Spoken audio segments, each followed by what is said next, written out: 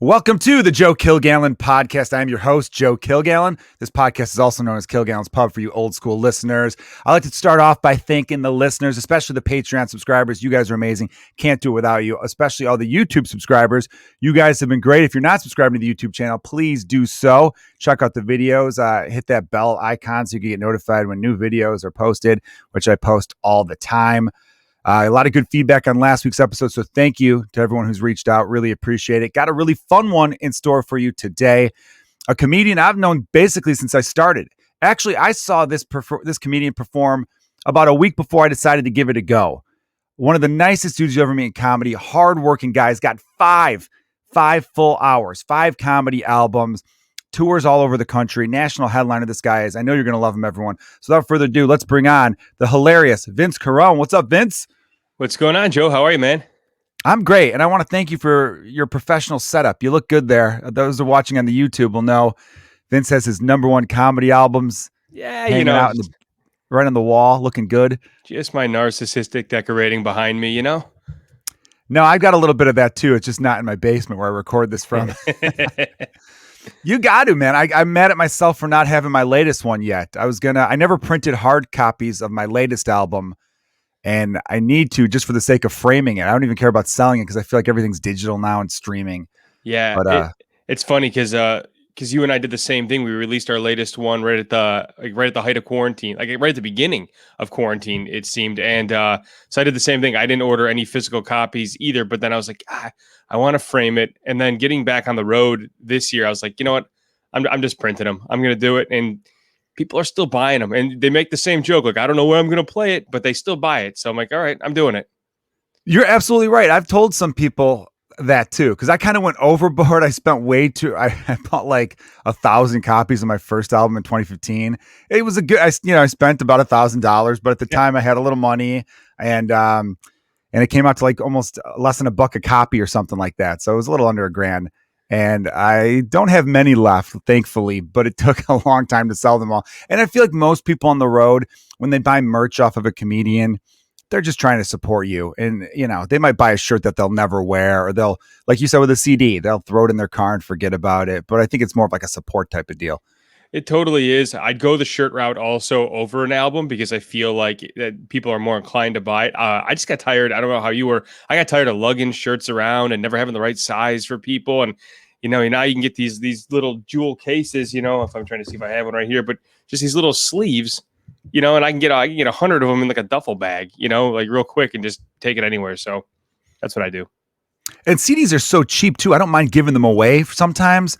No. I've done shows where I'm like, I remember doing some shows in Michigan, I want to say, where it was like a blizzard was hitting and there was still an audience showed up. And I was like, this is crazy. So I said to them, I go, hey, I'm going to give you the CD for free for showing up, but I do want a little something. And I asked them all to like follow me on Instagram or like, like my Facebook. I can't remember what it was. Maybe it was even YouTube channel at the time. And they all showed me on their phone. They go, look, I liked it. And I'm like, all right, cool. There you go. So it was like a little bit of an exchange. Yeah, it's a smart way to go. If you can grab an email address from somebody, I feel like, because it's your route to get them into anything, then you can ask them to subscribe to YouTube and all that later. So I'm like, half the time I'm willing just to give it away. Just show me you signed up for my mailing list and I'll hand it to you right there. Just walk right out and do it. So like you said, it's such a cheap giveaway that what do I care? My money's made back like the first 2 weeks on it. And then, you just give them away. Yeah, absolutely. The email list is clutch because a lot of these social media platforms could come and go. They fade in popularity and all that, but everyone's always going to have an email. Yeah, that's good. I got to get back on that email train. One time I brought a clipboard out and then I just kept forgetting. Or no, one time I brought a clipboard out, had people sign up and then lost the clipboard somehow, drinking and forgetting it's like on the bar or something like that. So that was just stupid on my own end. QR codes. Get business cards made with a QR code on the back, QRcodegenerator.com or something. $60 for the year. You get your own QR codes and you can have it linked to whatever you want. So when they hover their phone camera over it, for me, it pulls up my mailing list and then 3 social media platforms. They can choose whatever one they want. So I just say, do something. You take the QR code. I got a stand that sits on my merch table. They take that, or I give them a business card for later. And then if they show me they did something, I'll give them something for free. So easy way to go about it. Forget the clipboard, forget manual tracking. QR codes are a lifesaver.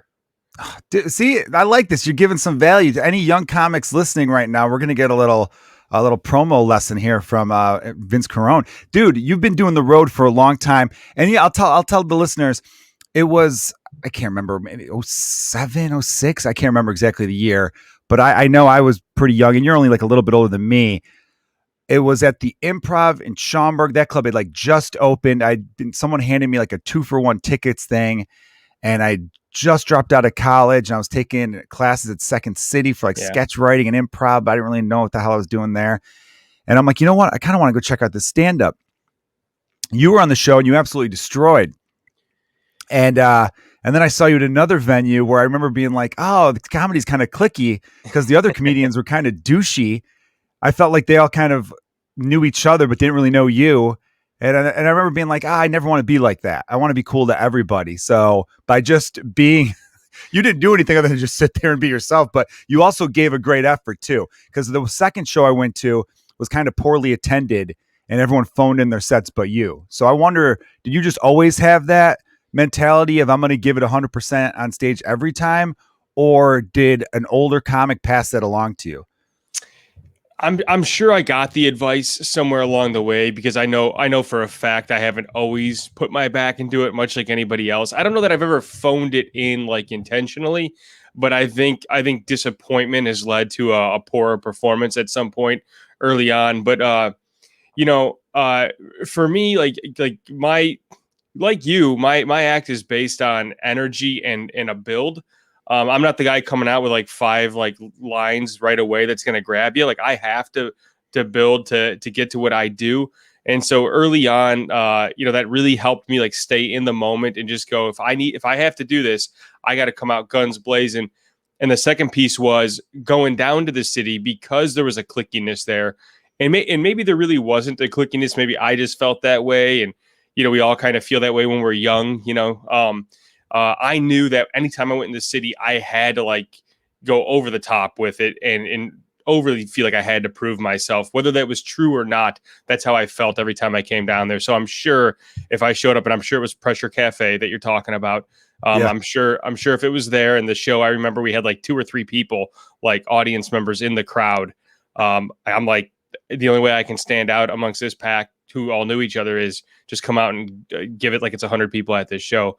As the years have gone on, for sure, that's the philosophy now because we've all matured as comedians. But early on, like, had to be really intentional to try and stay in the zone. Yeah, definitely. And I remember this is how long ago it was. I sent you like a message on MySpace saying like, oh, I appreciated, what you did up there tonight. And you responded with, hey, don't fucking bother me, kid. Okay. Yeah, I'm sure I didn't say that. Don't look at me. Lose this email. I'm fucking around, obviously. No, you're really cool about it. So how old were you when you started? I started comedy when I was 18. I did my first stand-up set when I was 18, and I probably did stand-up a handful of times when I was 18 and 19. Literally probably 5 or 6 times between those 2 years. And then when I was 20, June of 2003, I went to the Barrel of Laughs down in Oak Lawn. I don't know if you remember that. It was kind of closing up when I was getting going. Yeah, that's what I thought. So I went down there because I was only 20, so I couldn't get into many places still that would allow me to perform. And they would let me in, which was super nice. And I went there and I won a contest like my first night there. And then I just remember being like, I'm going for it. And from that day on, like every week, I've hit a stage for the past 18 years, whatever it's been. So that's awesome. To even know you wanted to do it at 18 is crazy to me. I mean, I've talked to some people and they go, oh, well, you start, because I started like just before I turned 22. And, I still, when I meet 18-year-olds, I'm like, stand up, you knew you wanted to do that at that age. So did you grow up like, who were your favorites growing up? Did you watch a lot of them and you're like, oh, I want to do what they did? Yeah, I watched a ton of stand-up. My family's just always loved stand-up. Nobody in the family had any aspirations of doing it. They just loved to watch it and just were really cool about letting us watch it at a young age. I remember watching George Carlin at a very young age. And, you probably didn't get everything he was saying, but there was something captivating with him. So he was an early favorite. I remember seeing a Robert Schimmel and a Richard Jennings special, maybe in like the mid-90s that I just thought were hysterical. And then my parents used to take my sister and I to Vegas every year on a family trip, which led to a future gambling problem for me, but for a different podcast. And I remember going out there, and we would always go to stand-up clubs out there. And so I saw a bunch of people I've never heard of. But one really cool thing is when I was 16, I saw Jim Wiggins at the Riviera. You remember Jim Wiggins? I was lucky enough to perform with Jim Wiggins at some like bar in McHenry County. Yeah, and was such a nice guy. He the greatest Hilarious, guy, too. and I remember seeing him at the Riviera. I would have never remembered his name, but when I was 19, one of the gigs I did was at the Prairie Rock in Schaumburg, Illinois, and I was just doing a 5-minute guest spot, and he was the headliner of that show. And just at 19, 3 years later, it was like the coolest thing ever. Like this guy I saw in Vegas, I'm doing 5 minutes in front of, and then I ran into him a few times over the years, and just couldn't have been a nicer guy. So, my experience in stand-up started early. I was always funny when I was younger, but not class clown funny. You know how we are. Not goofy, silly funny, but more like defense mechanism funny. And just a little background for some of the there's most of the people who listen to this, I hope, aren't comedians. It'd be weird if it was just comedians listening to this shit. I know it's mostly not, but a little inside for the people who are just fans. There's two types of kids we think of who go into comedy. I talked about this with Marty DeRosa, a friend of ours. Marty says there's the kids at the back of the bus who are like your class clowns, who are like, just being wise asses. They're not afraid to get in trouble. And then there's the kids at like the front of the bus who are funny, but they're more like writing stuff down in their notepad, and they're like clever, a different style of funny. I always kind of felt like I was a little bit in between. Yeah. Because I knew my limits. I had friends. I didn't win class clown in high school. And I had friends who worked for the yearbook. So they told me I was like second, maybe tied for second or something. I don't know. I was top 3 because I knew I had a limit. The dude who won had no limit. He didn't give a shit if he got 15 detentions. And I'm like, I'm not that guy. I'm not going to get in trouble at home for a couple extra laughs from these dickheads. You know what I mean? That was just my mindset. Like, I'll make them laugh after school. I'm not getting in trouble. So I'm sure you probably had that too. You're like, I don't want to get in trouble. I was actually the other way. Like only it wasn't. I was never class clownish. I was never cool enough to be class clownish, but I was very, very quick witted. And see, I was Ferris Bueller, man. I was cool as fuck. So. Oh yeah, the popularity was not in the cards for me in high school. I wasn't the loser. I was right in the middle, which is actually the worst spot to be, because then you're caught between wanting to be cool, but I don't want to be a complete loser, and you're kind of in this middle ground. But it's a good point. It's like middle class, right? Like, oh, I want to be rich, but I hope I don't get poor. It's kind of like the same mentality, Yeah. But I was always very quick witted, and I that was like my way of fitting in was to be the smart ass, was to talk back to the teacher. These aren't like good things that people should do, but that's what I did, and I was willing to take whatever came with it at home if it got the laugh from people. And so I spent a lot of time in Saturday detention and stuff like that. So. But probably the back half of my junior year of high school, I remember watching George Carlin's "You Are All Diseased" and Richard Jeni's "Good Catholic Boy" specials. And I remember I transcribed both of their specials out on a computer. I just listened to the jokes and I typed them out. And I don't know what made me do it, but I typed out the whole hour for both of them. And I kind of just started reading the structure and just understanding, like, oh, there's an art form here. There's a rhythm. There's some science that's going into this. And like I would always repeat other comedians' bits, like I'm sure a lot of us did growing up, and get the laughs, and you kind of knew the timing, because some people can't tell a joke for shit, right? Yeah. But when you can do another comedian's joke and you got the timing and the inflections, it made you kind of feel like it was yours. And so in transcribing their material and reading it back, I started going, I think I could do this. And so the back half of my junior year, I started just writing, and I wrote for about, probably a year and a half or 2 years before I finally got up on stage when I was 18. That's awesome. I did, I was a fan. It's weird. See, comedians are so like compulsive, I think the word might be. No doubt.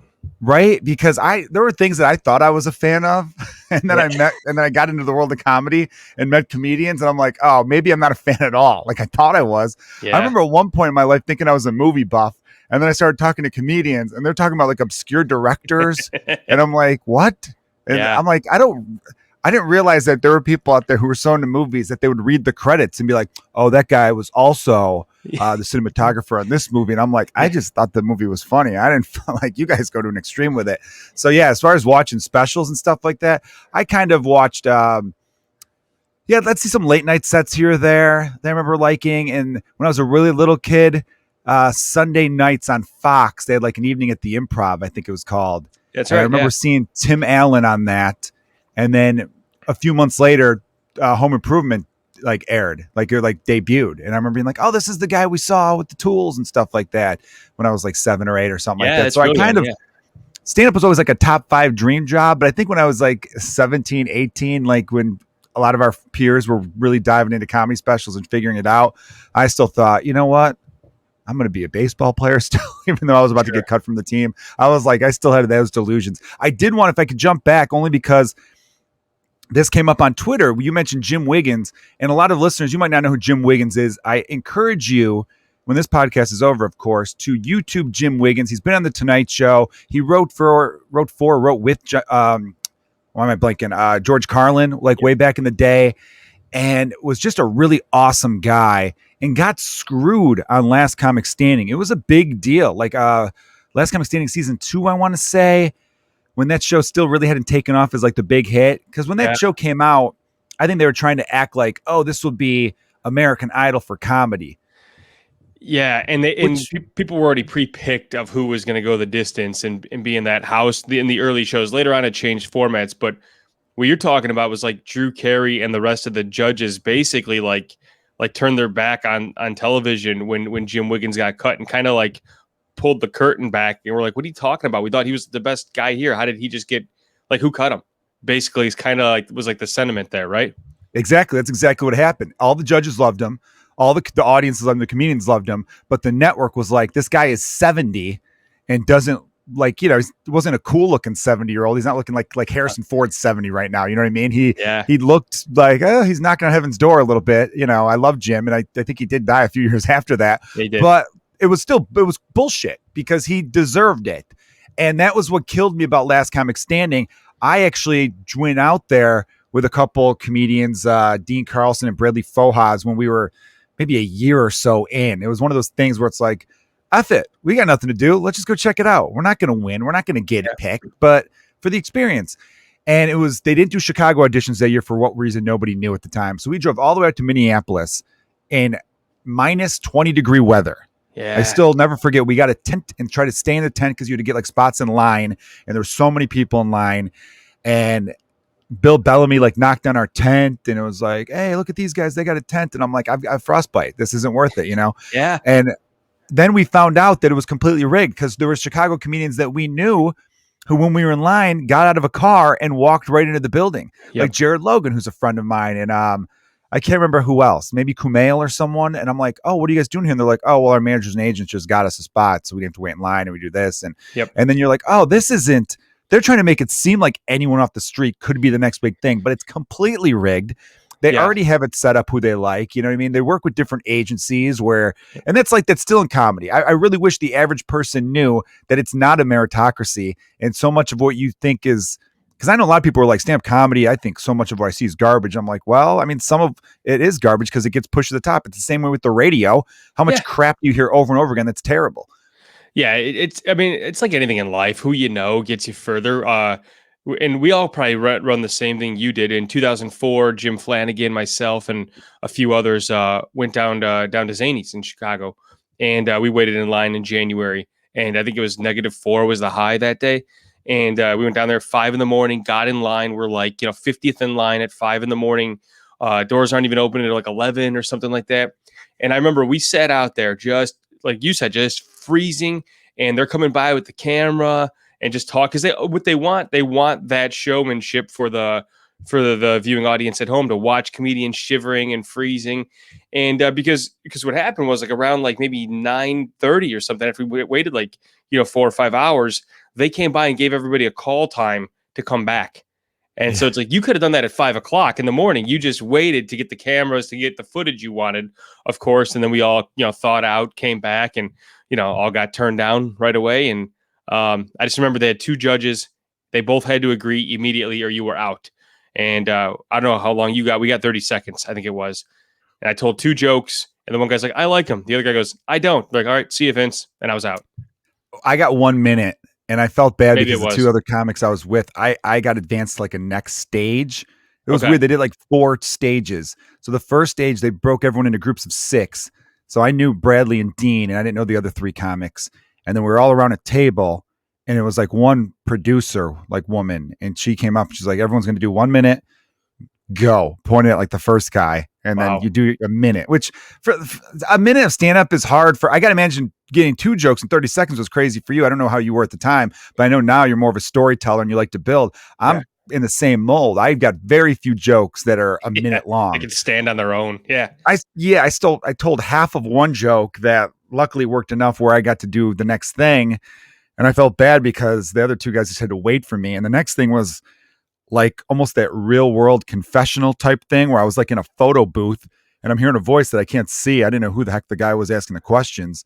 And his first question was like, so what are you doing in Minneapolis? And I'm like, I'm here for the last comic standing. Am I supposed to make this funny? Because this is a real dipshit question. Yeah. And then he asked me like one more question, and then he was like, okay. And then I never heard of anything. So apparently I wasn't cool enough for that little dumb interview. Because then the third thing after that was you'd have been like on the actual stage, I think, for like a couple other judges. And then if you passed that, then there was like a showcase that night. And it's just, I don't know. Like I usually root for anything stand-up comedy related because I believe a rising tide lifts all boats. Anything that puts more of a spotlight on stand-up, I'm a huge fan of. But for some reason, that show, after seeing that and then what they did to Jim Wiggins, I was like, I hope it fails. I just never I never rooted for it. And I mean, like Kevin Bozeman did great in it the one year, and Michael Pasek, who are guys that we both know and love. And of course I was rooting for them. But then part of me is just like, I hate this thing. I hate what it's pretending to be. I don't think it's even good for stand-up comedy. Yeah, it was a tough sell. I don't like after I had that experience, I just kind of wrote off all cattle call auditions from that point. And, you know, I'm sure some of it was ego, but it was also like, I've never liked to song and dance, and that may be a hindrance in my career, and that's fine. I can accept it if it is, but I've just never liked to song and dance for somebody like that. And I like to go in and do what I do. Like I got into stand up to make people laugh, and some of that shit was just like, what am I doing here? Like I don't even know what I would have done had I advanced, especially I was only a few years in. I don't even know what I would have done had somehow the stars aligned and I moved on. That'd have been the most embarrassing thing for me. It was way better that it ended how it did. And I got to be like, yeah, I never want to do this again. So yeah, I never watched it in the later years. I rooted for Mike and Kevin, but I never watched it when they were on. Yeah, I know. Yeah, that's another thing too, though. Having that self-awareness is very important in anything you do in life, right? Because I've often thought too, like, why do I want this thing? Oh, I want this thing because I think I'm supposed to want this thing, you know? And then I remember talking to like friends who do have, you know, regular jobs and stuff like that. And they're like, hey man, you should get on Last Comic Standing. And I remember saying to them, like, I don't want to. Yeah. And then they give you a look like, come on, why wouldn't you want to? And I'm like, because I don't, I see behind the curtain and I don't like it. I just think it's dumb. Yeah. And it's such a weird thing to explain to people. Like I never wanted to be on SNL. You know, there's just certain things where people don't understand that. And that's why I've always respected the hell out of you, Vince, because you're a dude who has this thing where it's like, I love stand-up. I can tell you genuinely love the hell out of stand-up. You've put out your own albums, you've built up your own audience, and you keep going for it. And dude, doing the road could be really rewarding, and it's a blast. I love doing it, but there is just craziness out there. What's like the most insane thing you've countered on the road? Jeez. I know it's a loaded question, man. Yeah, it's a loaded question. Like, I don't know what like the most insane thing. There's probably a collection of things over the years. I remember early on, some 80-year-old woman charged the stage with a fork and stabbed it in my leg. After she heckled me and I slammed her back. Now, mind you, she was 80. So when I say charged the stage and slammed it in my leg, like I'm using that very loosely here. But and I just remember the audience just let her go with it. I had a guy pull out a gun on me one time during a heckle. I heckled, he heckled, and I just leveled him. It was beautiful. And he stood up and he pulled a gun, and the whole room just like froze. And he's like, I'm just kidding, man. And then he put it away and he sat back down, and he sat there the rest of the show. Hold on. Where was this though? This was at the Diversity Bowl in Chicago. Oh, whoa. Okay. I was thinking maybe you're going to be like, this was in Fayetteville, Arkansas or something. No, And this I is was right in the here I am backyard. typecast in Arkansas. Sorry, Arkansas listeners. Damn, dude, that's crazy. And the whole audience was like, okay.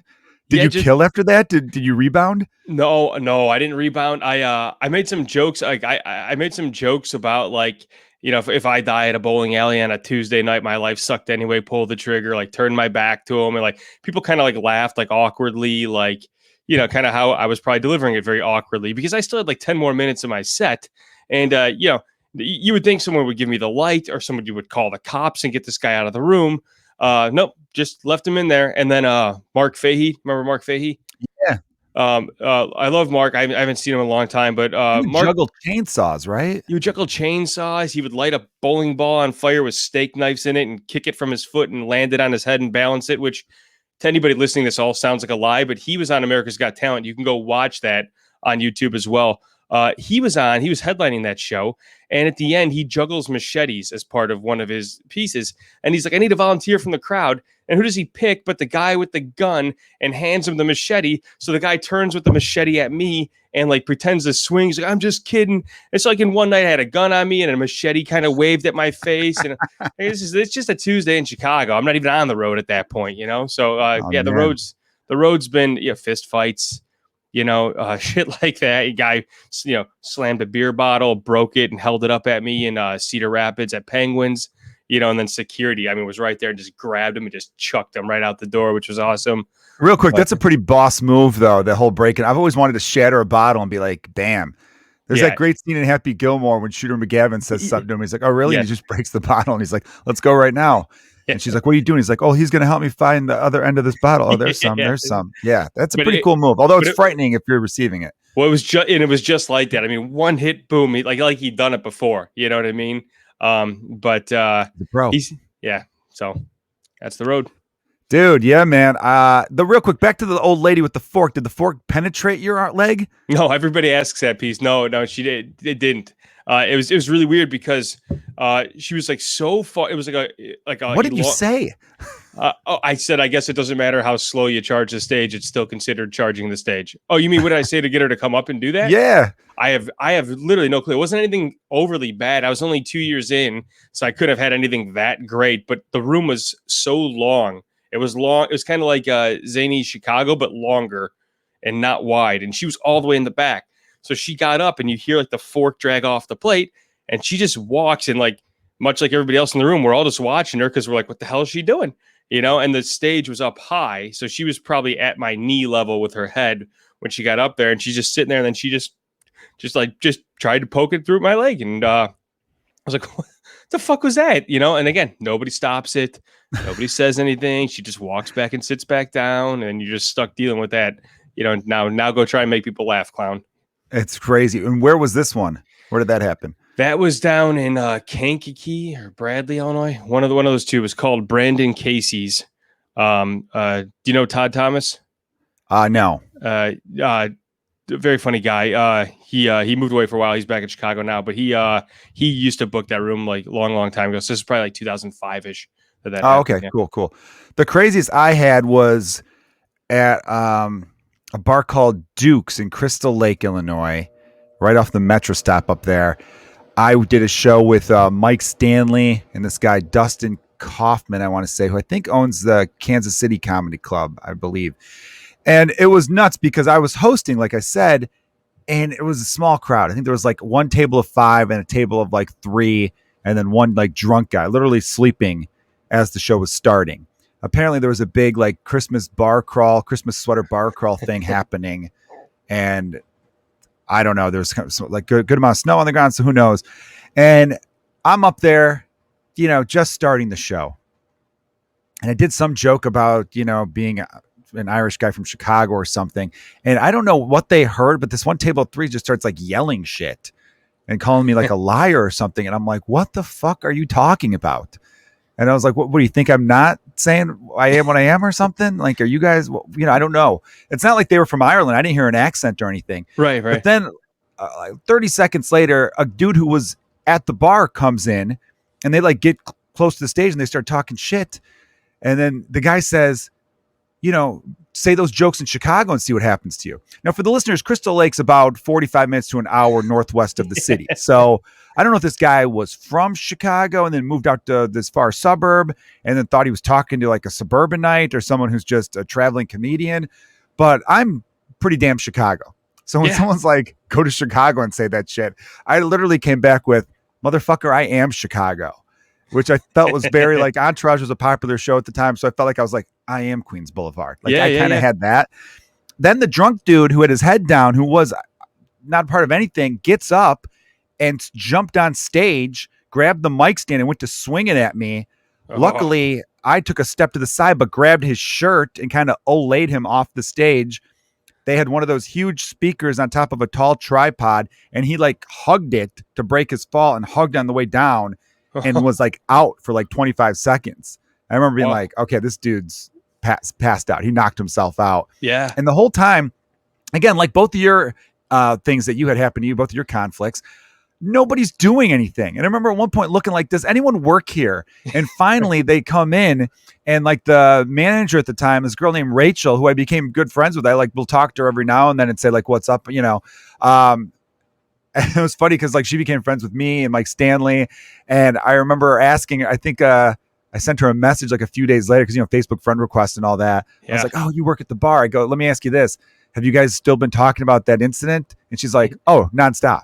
That's what everyone's been talking about for like the last like week or however long. And they're like, we want you to come back here and perform again. We thought like that was crazy and you handled that so well. And I've been giving the staff shit because like nobody had, like she was the one that was trying to break it up at first. It was crazy. Right. She was cool as hell. But then the funny thing is they kicked those people out, of course. I'm picking up the microphone thinking, all right, this show's not going to happen now because now there's only 4 or 5 people here. And it's just, how do you recover from that? Yeah. And as I'm picking up the microphone, I had this look on my face that I could tell the one table who came here for the show, they could tell. Because the one guy was like, don't do it, man. And then the girl next to him was like, come on, do a show. They must have just read my face. They knew I was going to call it. And I'm like, wait, you guys want a show still? And they're like, fuck yeah, we want a show. I'm like, you guys want, we'll do a show. Yeah. They have a big window to the side. I'm seeing these people being kicked out, kind of being like escorted. And I see them and I start like waving my middle finger. You know, I mentioned the Irish thing. So I'm doing like a fake Irish jig, which my wife, who's a real Irish dancer, hates when people try to do a jig when they don't know how to. And I was just like talking so much shit. The rest of the show, though, kind of crappy because the one table that stayed couldn't stop texting people. You wouldn't believe what I just saw. Oh, yeah. And I called it on them. I go, let me guess, you're texting all your friends going, you wouldn't believe what just happened at Duke's. And they're like, yeah, that's what we were doing. I'm like, all right. It's a tough one to recover from, man. Like, because nothing can beat what they just saw at that point. You know, like nothing's going to top it. Like they just saw like the most unique part of any comedy show because that doesn't happen. You know, so what's going to top it? Like, here's some stuff I thought of on the way. No, like you're better off probably just putting the mic down and just having a conversation with them for a half hour and just being real versus trying to like again put on the show for them. Like, you know, nothing's going to top it at that point. But where is everybody when this shit happens? Like, the thing is, nobody's prepared for that because that's not a normal part of comedy. But yet, if you do the road long enough, and we say the road, and every story we've told is in Illinois, but like this shit happens on the road too. If you do it long enough, you're bound to encounter some of the craziest shit you've ever seen. The weirdest situation of people puking all over the showroom right in the middle of a show. Someone had a heart attack in the middle of a show, you know, and the show must go on. You know what I mean? Like, what are you supposed to do? I did a show in, I want to say Chattanooga, Tennessee, which has got a great comedy club there, the Comedy Catch, where in like the front or second row, basically, this woman started making a weird sound. And I was about to make fun of her laugh because it was like a weird thing. And then I noticed she was having a seizure. Oh, no. And part of her seizure was making this weird sound. And I'm like, oh my God, is she okay? Everybody, is she all right? And the guy who was with her was like, it's okay, it'll pass. And he like looked at me like, keep going, man. I'm enjoying this. I'm like, dude, I can't. Like, are you sure? And she wasn't okay. He like then realized, and then someone came over to help, and then they had to get an ambulance. Oh. Which I think that actually happened to me at the Comedy Bar too in downtown Chicago. But I remember when it happened in Chattanooga, the guy was so nonchalant, like, she does this. Come on, let's go. What's your next bit, pal? Yeah. I was at the Improv once watching Dave Attell with my dad. Whenever Dave Attell would come, he's one of my dad's favorites. So I always buy the tickets at the Improv and just treat it like, hey man, we're going as complete fans tonight.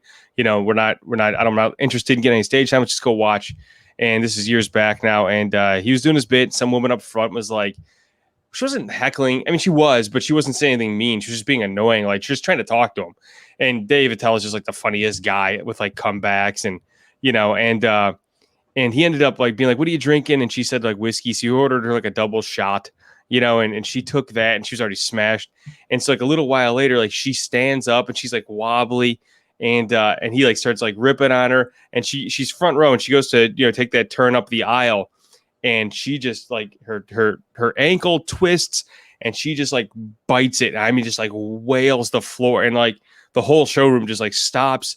And like Dave Attell drops the mic, jumps off stage, like helps her up, and he's like, are you okay? Because I'm sure at that point, he's also thinking I'm the one who got her the fucking 2 shots of whiskey, at this point, and let's make sure she's okay.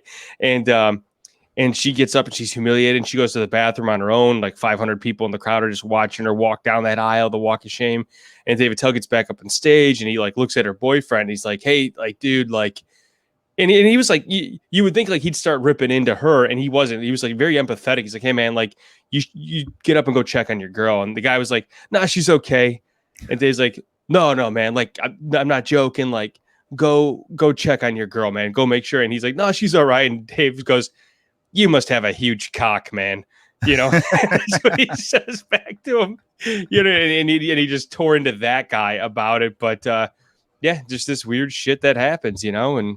And Dave Attell has to go finish a show after that, and then she has to come back and he has to talk to her again. And it's just how these shows go. Yeah. I mean, comedy clubs are built to sell alcohol. So you're going to get a lot of strangeness. Yep. That's why they don't sell booze at plays. They expect people to behave a little bit. Yeah, right. Dude. So, we did a show a couple weeks ago at the G-Man Tavern and, catching up with you after the show was great, dude. It was such a blast talking with you and Danny Callis. And you told one of the craziest stories, man. As a fellow dad, very scary stuff. I think it happened before you had kids, though, right? Yeah, before I had kids. Which be thankful for. We'll also be thankful you're fine. Vince told a little bit of a health scare. If you wouldn't mind, like telling it again, because I thought it was just so insane that you went through all that and kept a good attitude through the process. Yeah, there's. I'll give you a brief version. You could probe for anywhere you want me to go dive deeper, but it's a long story, so I'll give you a quicker version. But basically, back in November of 2012, I started feeling just sick one day, like anybody would, just like a little rundown. Something doesn't feel right. And for context, I turned 30 in September of 2012. I got married in October of 2012. This is a month later, and I'm like, I'm feeling weird. And I was around somebody recently that had mono. And I didn't kiss this person or anything, but it was just, I was around them. So I was like, I've never been really, I was like falling asleep, just sleeping all day. I'm like, something's not right. Maybe I got mono. And I fell asleep at Thanksgiving dinner at my parents' house. Just fell asleep at the table. Just could have been the turkey, though. Could have been the turkey. And then I ended up just going to the couch and just, passing out. And I went to the doctor. And he's like, you don't have mono, blah, blah. He's like, but, we'll do some more blood work and whatever. And like 2 days later, he calls me and he's like, hey, get your blood work back. I want you to go see an oncologist. And I was like, that's scary. And it's scary. And I don't know, maybe whatever. I'm like, I don't even overly know what that is. Like, yeah, I thought I knew, but it just seemed like far fetched. So I'm like, man, I don't know. So I look it up. I'm like, oh, an oncologist, cancer. Okay. And it explains like my white blood cell count is low and that could be due to a number of viruses. So don't panic, but just go. And so I go to the oncologist with my wife. And in the meantime, I actually started feeling slightly better. So I'm like, okay, not as tired. Maybe it was just someone was just passing. Go in there and we sit down and the oncologist comes in like, hey, what's going on? I'm like, well, I've been falling asleep like crazy. I'm feeling just like this weird, fatigue. And I'm like, and then, the past few nights I've just been like waking up, like you could wring out my sheets and my clothes, like just completely like drenched. Like I jumped in a pool of sweat and night sweats, obviously is what they're called, but didn't know the terminology or anything. And he's like, okay. And he starts just kind of like poking and prodding and he gets to here on my neck and he like grabs his neck and he does like one of these like a bunch of times. And then he feels the other side of my neck and he's like, I'll be back. And he leaves. And so I put my hand up my neck and I've got this huge, like rock hard lump in my neck. And I just didn't hurt. So I didn't know it was there, but if I turned, you could actually see it like coming out. And it's like, I don't even know how I didn't notice it.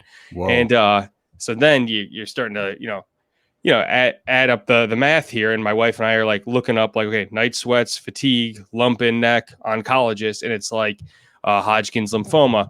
is like popping up amongst a variety of other cancers. And real quick though, that WebMD will scare the hell out of people. Yeah, it's not good to do. Like and that's what he did. He came back and he's like, "What are you doing?" I'm like, "I'm looking it up." He's like, "Stop looking it up. Just ask me what you want to ask me. Don't look stuff up." And I'm like, "Okay, man. Well, like, do I have cancer?" Like, and he's like, we have to run, we have to get a biopsy. He's like, but, just to be completely honest, like you're showing all the signs of Hodgkin's lymphoma. And he explains what that is versus like non-Hodgkin's. And, if you're comparing the two, Hodgkin's is the better one. I guess it's the more. There is a good Hodgkin's. Yeah, there's an episode of Curb Your Enthusiasm where he's like, "I thought you had the good Hodgkin's." Never. Yeah, right. No good Hodgkin's. And they sound backwards. It's like fiction and nonfiction. They sound like the opposites of each other. But yeah, Hodgkin's is the better of the two if you have to get one. And so he's like, but he said the same thing, Vince. It's most likely a virus. You're 30 years old. It's most likely a virus. But we'll do a biopsy, which is not like it's invasive. Like, it's not like just, go and get a shot. Like, they put you out. It's a surgery and they cut like, a couple inches into my neck, like a line, and they have to take out, lymph nodes. And so afterwards, I'm all patched up, and they call a few days later and they're like, "Hey, we didn't find any cancer in there, but we didn't find any, that doesn't mean you don't have it. That means we didn't get enough of what we needed. We have to do that same procedure again." And so they had to go right next to it, like a week later, and do another one now. And same thing. Hey, it's inconclusive. And they explained it to me, like trying to find cancer cell is like trying to find like a needle in a haystack. Like sometimes for some people it's right away. Some people it's not. They're like, we're gonna do. They did a CAT scan, and then they're like, we're gonna do a PET scan, which you drink this like barium liquid, and it lights up your body on like an X-ray. I don't know all the the specifics, but that's my basic understanding of it. And it comes back, and all four regions of mine are like lit up like a Christmas tree. So it's like, up here in my chest, in my abdomen, my pelvic region. And so they call back and they're like, Vince, it's all four spots, like, which they start explaining to me, like once you have like I forget what it's called, but like once there's like lymph nodes like lighting up on the thing, like above and below your waist, it becomes stage 3 or 4. Like above the waist is stage 1 or 2, but if it hits below the waist, you're automatically in stage 3 or 4. And so now they're telling me we think it's like stage 3 or 4 Hodgkin's lymphoma. And so you're like, oh, fuck. And I'm like, when you say you think, like, what does this mean? And he's like, Vince, if I didn't have to diagnose this specifically, I'd be starting you on chemo today. He's like, but legally I have to find it first. So they ran a bone marrow biopsy on me right after that. And that came back negative. So we knew stage 4 was off the table, which was good. So now we're thinking it's stage 3 because it's still below the waistline. And so maybe it's your abdomen. I can't remember where the barrier is. But then they were like, we have to do like a bronchoscopy or something like that, where they go down your throat and get your lymph nodes out that way. And so they put you under again. That's another surgery. So they did that, inconclusive. And so, mind you, this started right before Thanksgiving. I'm now the timeline is right before New Year's Eve, and I'm like, I'm like losing weight. I'm like, and I'm feeling like sick now. Like it's. I'm sure it's a lot mental, but also my body is like whatever's happening to me is running down. And so right after New Year's, I got pneumonia in both lungs, just because of this illness was like affecting my lungs. And so I had like a huge mass over my left lung, and to where they're like testing for like lung cancer and everything. So I wind up in the hospital with like 105-degree fever. And once I got admitted to the hospital for that, they couldn't, technically they can't let me go until they figure out this other piece now. So now that I'm in the hospital system, I'm staying in the hospital. And so it was the entire month of January. I stayed in the hospital. But you want me to tell the second part about the second misdiagnosis? Yeah, because this part is absolutely fucking crazy to me. This whole part of this. So I'm in this hospital locally where I live in the suburbs, and I'm in isolation. So people that come to see me have to wear masks and everything like that, because there could be an infectious disease, could be anything that I have. And they're filling me up with like Norco every day. And so like I'm just basically stoned out of my mind every day. Just like I'm down like 20 some pounds, just rotting away in a hospital bed. Like, every day. Like, And you're a pretty skinny guy as it is too. yeah, So pretty thin as it is. And so I'm down to like 150 pounds or something, whatever it is now at that point. And they're coming in, like the doctors come in once a day, give you the update for the day, and then they're gone. So you basically are just sitting there for like another, 23 hours and 50 minutes waiting for them to find some miracle. And I'm getting ultrasounds and I'm getting every test under the sun. And then they were going to do this final surgery on me, which would be right here, right in the center of my throat, where they would cut me open here and go right into my lung that way, which was different than going down my throat, I guess. And this was like the most like accurate way to do it. It's just the one they don't want to have to do. And so this is done by a thoracic surgeon. So the night before this surgery schedule, the thoracic surgeon comes in, and my mom's in the room with me. And he comes up to me, the thoracic surgeon. He explains what the procedure is. He goes, "But man, like I've looked at your charts, and it doesn't look like Hodgkin's to me." And my mom and I are like, briefly relieved. And he goes, the more I looked at it, it like your these certain counts are down, like your CB4, I think it was, your counts are really low. And he's like, "It looks like you have HIV, not HIV. It looks like you actually have AIDS. And so I'm going to go recommend that we don't do this surgery." And he leaves. And so it's just it's me and my mom just sitting there. We both just start crying because now, like, not only is that add another layer of like scariness, we're going, "How the fuck would I have gotten that?" Like, there's nothing in my life that added up to that. And now I'm also thinking, my wife and I had been trying to have a baby right after the wedding. And now I'm thinking I got to call my wife and tell her she has to go get checked for AIDS. So I'm just like, my mind's just on a different planet at this point. And the oncologist came in, saw my mom and I crying. He's like, "What's going on?" We informed him of what this other guy said. And the oncologist was basically just kind of lost his mind. Was like, "Fuck that guy. Like, he should have never said anything like that to you. I don't know who the fuck he lost all of his like professionalism." And so my wife, good. In that moment, good. you wanted him to be pissed off, right? Well, it was no doubt. And there's a full circle to that at the end of this story. And then my wife had me transferred to the University of Chicago Medicine downtown, where I had to go back and they had to start all the outside of the surgeries. They had to start all the tests over again. So I'm in there for a few weeks. Bastard. So I'm down there for a few weeks where like nobody can come visit me because I'm like an hour and 20 minutes away from the suburbs when there's rush hour. And like, it's just like this lonely, like miserable time. And, not knowing what's happening praying every night that you have cancer. That way we can get on the road.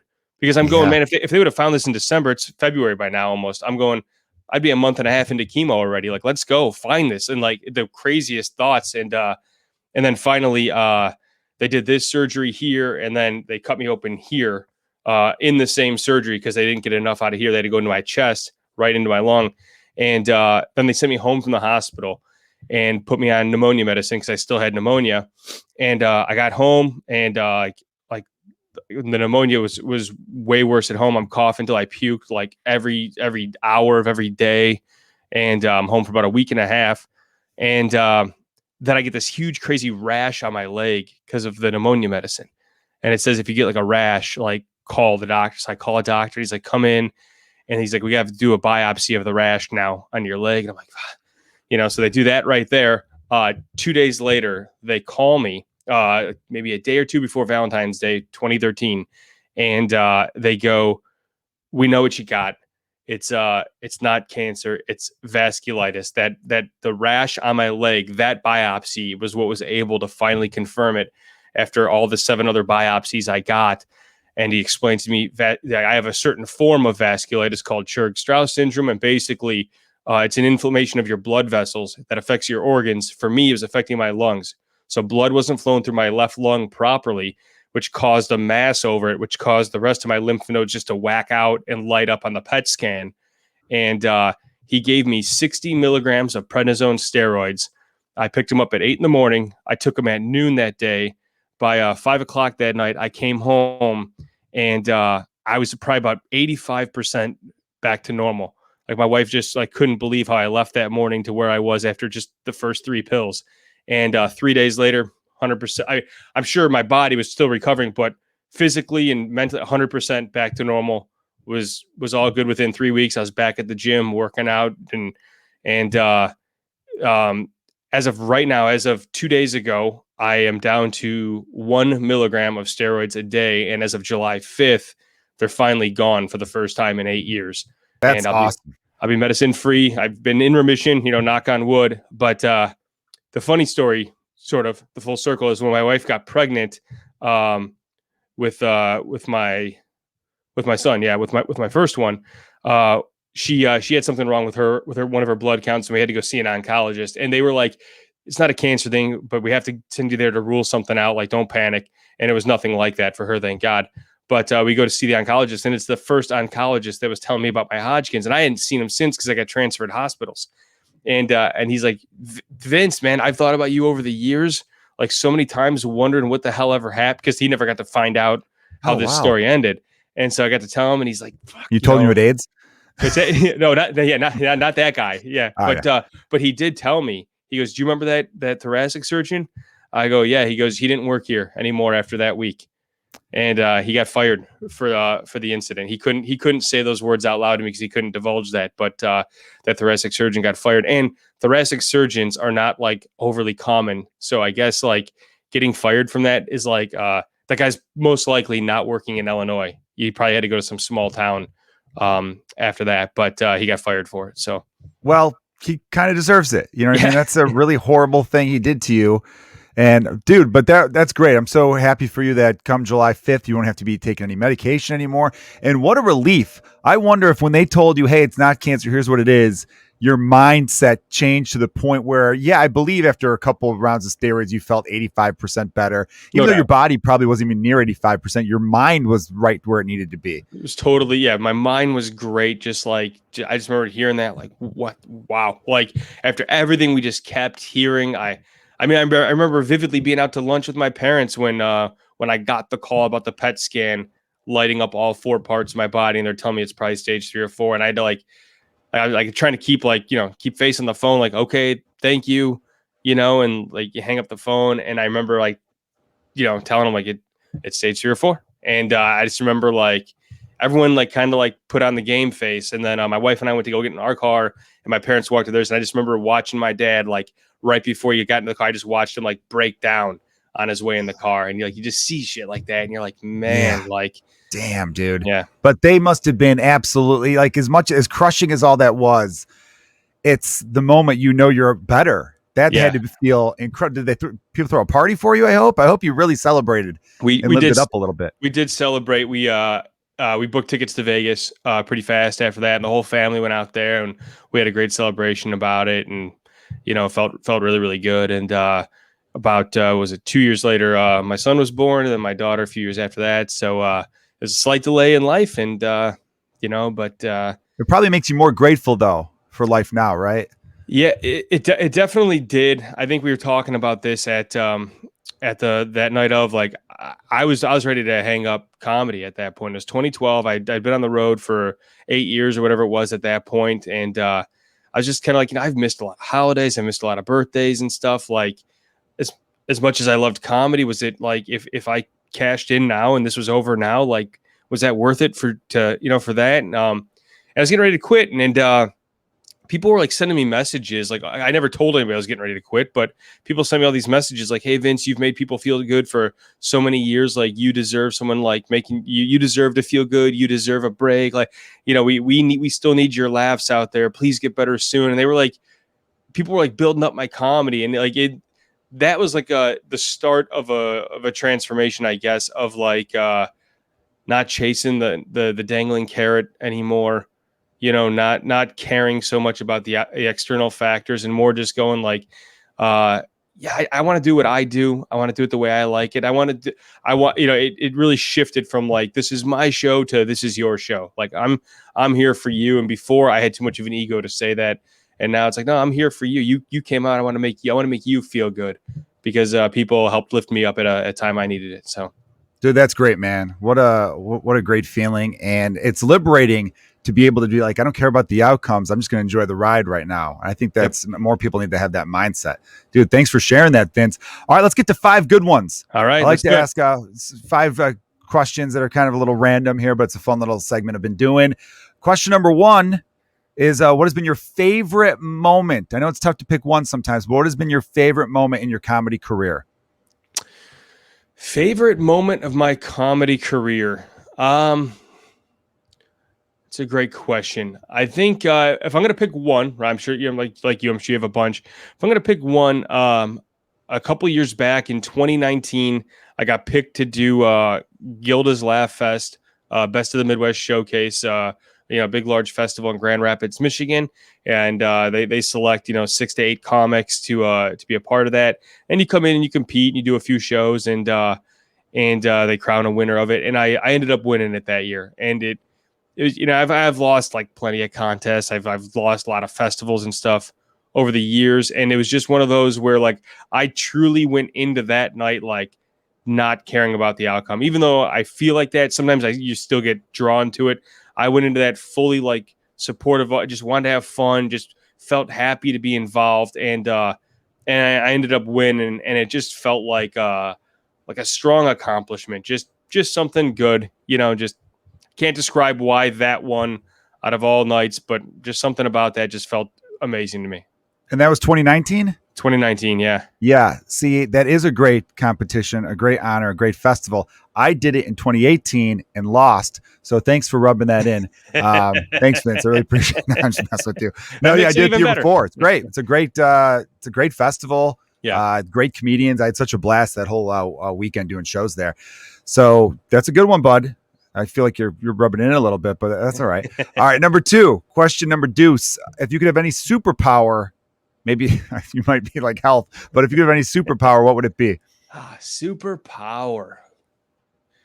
Oh, man. Reading minds. That's a good one.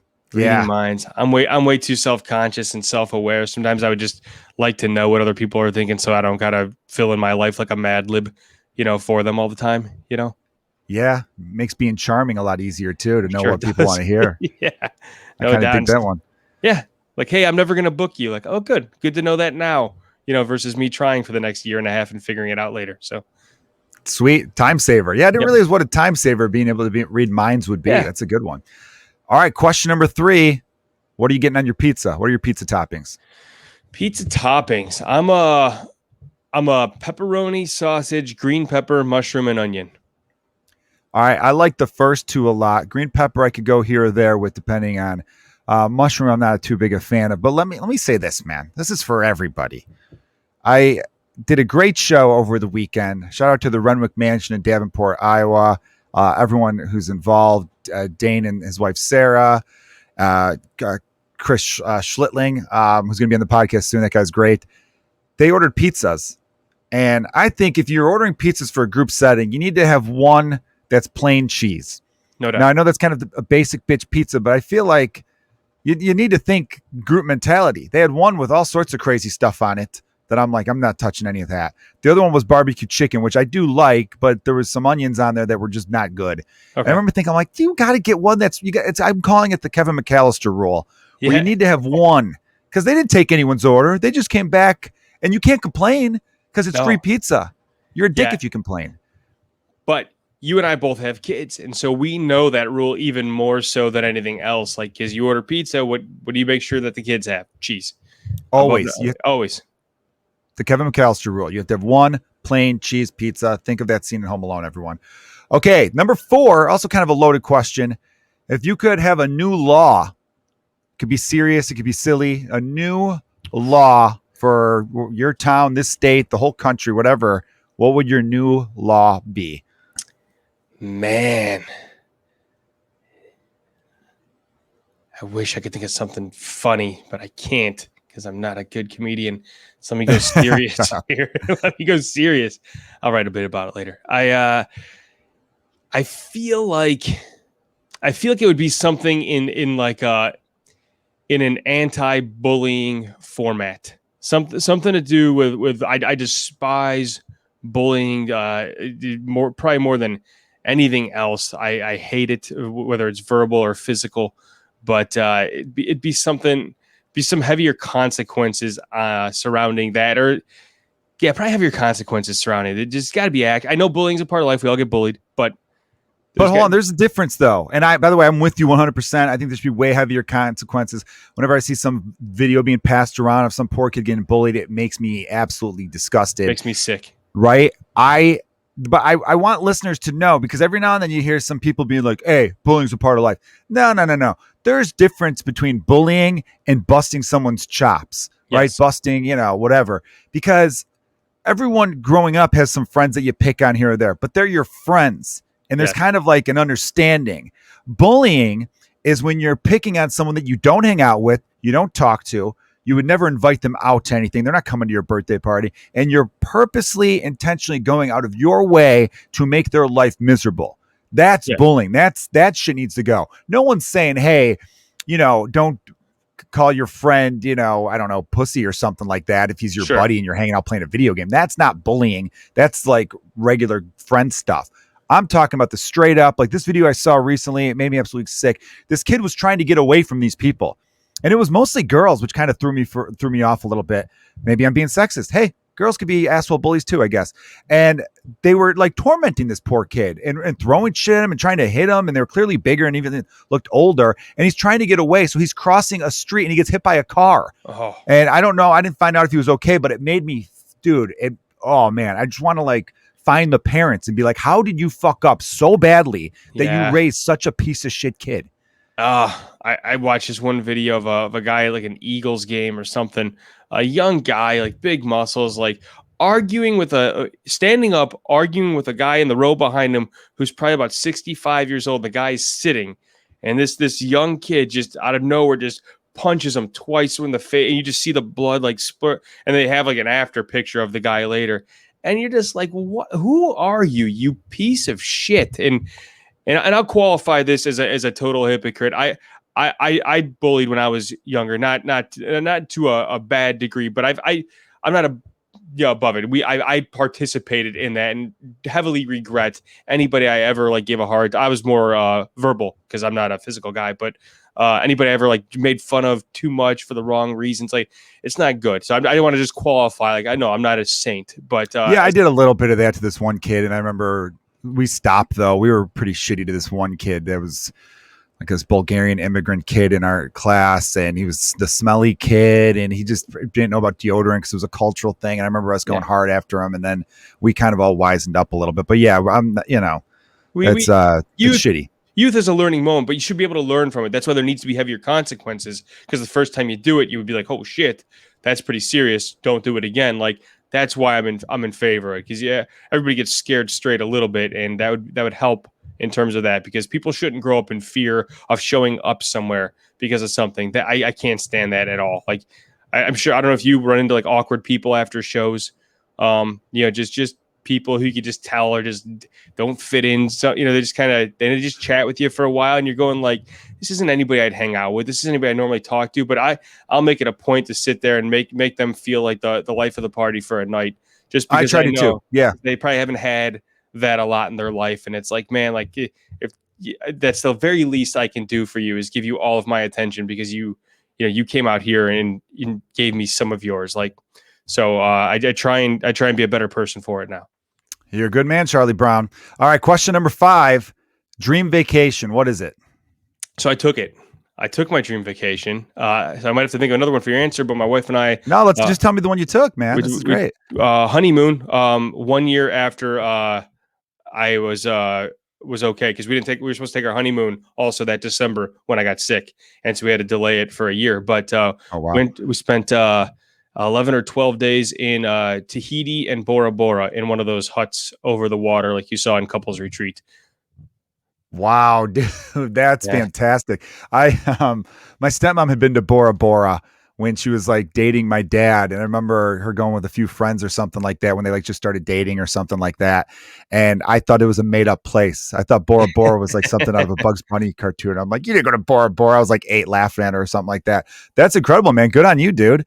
And this is kind of that's funny you mentioned Couples Retreat, because I want to slide into, I end on the podcast on a quick game of Fuck, Marry, Kill. Okay. Something I started doing a while ago, like during the pandemic, just to be silly with it. And because of your name, Vince, I decided to do a Vince connection. Couples Retreat was a Vince Vaughn movie. All right. So your 3 women I chose are all Vince Vaughn love interests from various Vince Vaughn movies. All right. I don't know if you're a Vince Vaughn fan, Vince Carone. Yeah, I think he's very funny. Very funny dude. Good guy too. He was actually my boss when my first job in Los Angeles. He was the executive producer of Sullivan and Son, and I was a stand-in on that show. Oh, so I've had the pleasure of hanging out with him a few times. A really cool guy. Anyhow, here's the picks. We're going from the breakup. Jennifer Aniston. All right. Number 2 from Couples Retreat. No, not from Couples Retreat. I'm sorry. From I'm blanking. From the other one, the one. Damn it, this is so bad right now. Reese Witherspoon. Yes, thank you, Reese Witherspoon from Four Christmases. All right. I don't know why I was blanking. And then from Wedding Crashers, Isla Fisher. All right. Well, the fuck one's easy, because I'm going with Jennifer Aniston for that one. Good choice. Because she was one of the reasons I wanted to be famous. Because I'm like, man, hopefully I can meet her one day and just the stars align. So that was one reason why I wanted to shoot for Hollywood. As far as I was an extra, not to cut you off, Vince. I'm sorry about that. I was an extra on the breakup, and I got within 5 feet of her because I had to walk across on a scene it's in the deleted scenes actually. And I bought the DVD just for that. And I had to cut across off of her turning around. So I got within about 5 or 6 feet of her. Phenomenal. Like you're almost, I remember looking at her being like, that's not a real, no one looks like that. That's just not a real. I mean, and there's some women who are clearly hotter than her, I'd say, but just in person, seeing any one of those top movie stars in person is just a little get the fuck out of here. You're not real, dude. Yeah. That's how it feels for sure. Too perfect. Mary, I would go with Reese Witherspoon, and she's a good parent. It seems like she's fun. I follow her on Instagram. I like her videos. I like her normal life. I'm like, okay. I never thought about marrying her till you brought it up, but and you could have sex with someone you marry, clearly. Yeah, so for sure. You get the fuck part too. And in kill would be Isla Fisher because that's what's left. And I don't know. I don't know a whole lot about her. I saw her in Wedding Crashers. I know she was in some weird shopping movie after that, and I don't really know what happened to her after that. So, one hit wonder. I'm like, process elimination. We could do without you.